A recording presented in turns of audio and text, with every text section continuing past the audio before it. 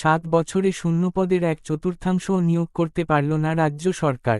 নিজস্ব প্রতিনিধি, আগরতলা, 19শে জানুয়ারি, কাজে আসছে না ধনন্তরী টনিক। বেকাররা নারাজ, চাকরি নিয়ে বিজেপি জোট সরকারের নানা প্রবচনে আস্থা রাখতে। অর্থ দপ্তরের তথ্যেই জানা যাচ্ছে 2017 সালে এই রাজ্যে মোট সরকারি কর্মীর সংখ্যা ছিল 1,58,220 জন। আর 2023 সালের ডিসেম্বর পর্যন্ত সে সংখ্যা নেমে দাঁড়িয়েছে 1,02,011 জনে।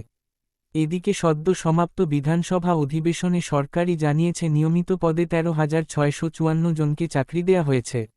বেকারদের সহজ প্রশ্ন, গত 6 বছরের চিত্রটা প্রকৃতপক্ষে কি দাঁড়াল?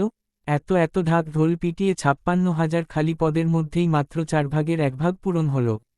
চাকরির আশা আর বেঁচে থাকল কোথায়?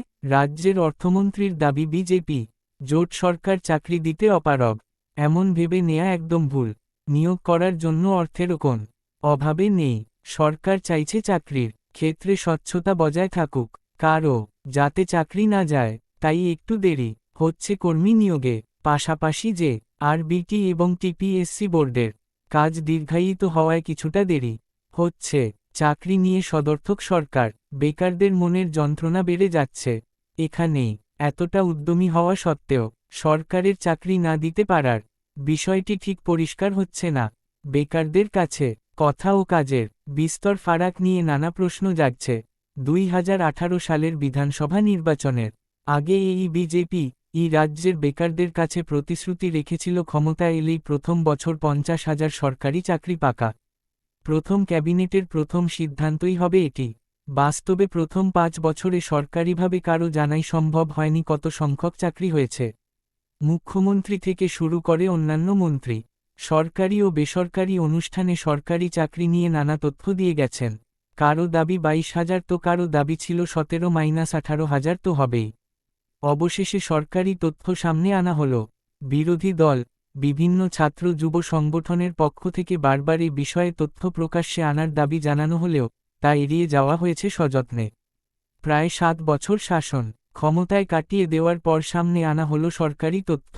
বিধানসভায় শ্রমমন্ত্রী টিঙ্কু রায় জানান, 2018-19 থেকে 31শে ডিসেম্বর 2024 পর্যন্ত শিক্ষক ও অশিক্ষক কর্মচারী সহ সমস্ত দপ্তরে মোট 13,654 জনকে নিয়মিত চাকরি দেয়া হয়েছে। এর মধ্যে বুনিয়াদী শিক্ষা 4,807 জন, সেকেন্ডারি এডুকেশন 2,217 জন, রাজ্য পুলিশ 1,591 জন, স্বাস্থ্য দপ্তর 1,030 জন, কৃষি দপ্তর 726 জন, পূর্ত, রাস্তা ও ভবন 550 জন, পঞ্চায়েত 453 জন, রাজস্ব 298 জন, জিএপিএনটি 264 জন, উচ্চশিক্ষা দপ্তর 252 জন, প্রাণী সম্পদ বিকাশ 169 জন, গ্রামোন্নয়ন 116 জন, শিল্প ও বাণিজ্য 87 জন, জনজাতি উপজাতি কল্যাণ 109, সমাজ কল্যাণ ও সমাজ শিক্ষা।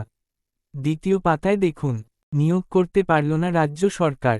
প্রথম পাতার পর 83 জন, মৎস্য দপ্তর 77 জন, তথ্য ও সংস্কৃতি 55 জন, খাদ্য 46 জন, ল্যান্ড রেকর্ড এন্ড সেটেলমেন্ট 35 জন, নির্বাচন 23 জন এবং অন্যান্য দপ্তরে 666 জন নিয়মিত নিয়োগ পেয়েছেন। এর অতিরিক্ত জেআরবিটি মাধ্যমে গ্রুপ ডি পদে 2,437 জনকে চূড়ান্তভাবে নির্বাচিত করা হয়েছে। খুব শীঘ্রই সরকারের বিভিন্ন দপ্তরে যোগ দেবেন এরা। মন্ত্রীর দেয়া তথ্য অনুযায়ী এই সময়ের মধ্যে মোট 12,219 জনকে অনিয়মিত কর্মী হিসেবে নিয়োগ করা হয়েছে বিভিন্ন দপ্তরে। কিন্তু মন্ত্রীর ব্যাখ্যায় একটু খটকা লাগা স্বাভাবিক অতি সাধারণ মানুষের পক্ষে।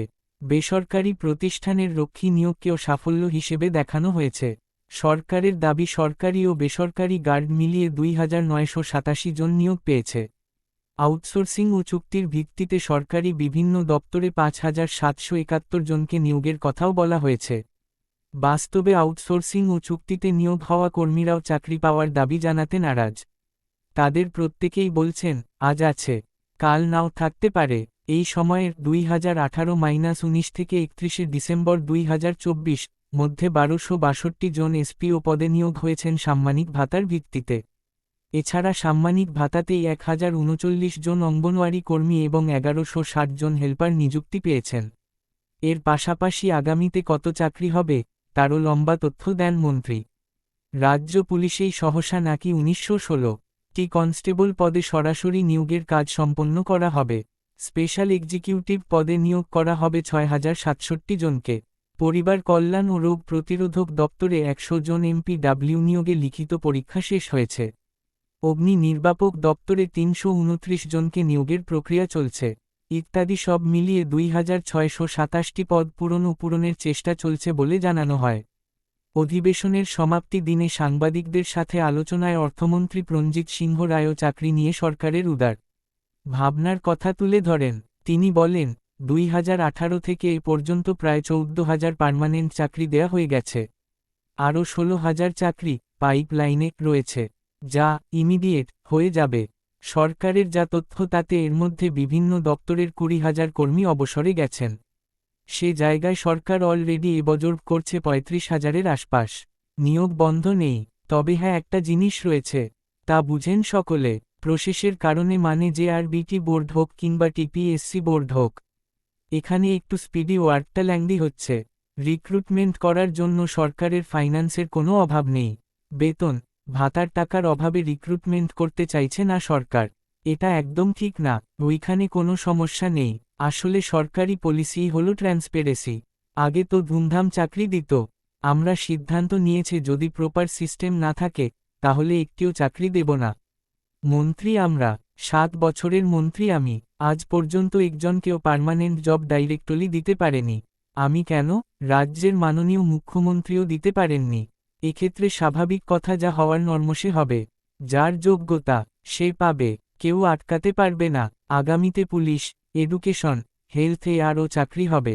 গ্রামোন্নয়ন দপ্তরেও ইঞ্জিনিয়ার নেওয়া হবে। তবে এভাবে সব বলা যাবে না। সবাই জানেন এডুকেশনে লোকের প্রয়োজন রয়েছে, কিছু কেস রয়েছে, সমস্যা হচ্ছে। আইনের কথা মাথায় রেখে আমরা এগোচ্ছি। We are ready.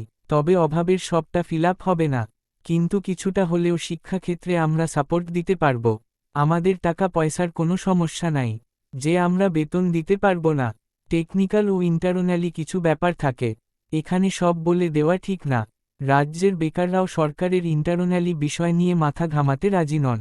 সরকারি তথ্য দেখিয়েই বেকার যুবক যুবতীরা বলছেন, ২০১৭ সাল পর্যন্ত রাজ্যে গ্রুপ এ পদে ৪,৭৪১ জন, গ্রুপ বি ৬,৬৯০ জন, গ্রুপ সি ৯৮,৫৫৫ এবং গ্রুপ ডি পদে ৪৮,২৩৪ জন সরকারি কর্মী ছিলেন। মোট ১,৫৮,২২০ জন।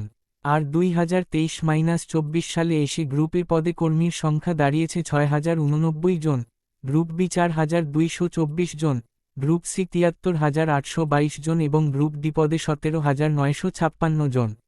মোট ১,০২,০৯১ জন। নিট ফল ঘাটতি ৫৬,১২৯ জন কর্মীর। গত ৬ বছরে চাকরি দিচ্ছি, দেব ছাড়া আর কি হলো।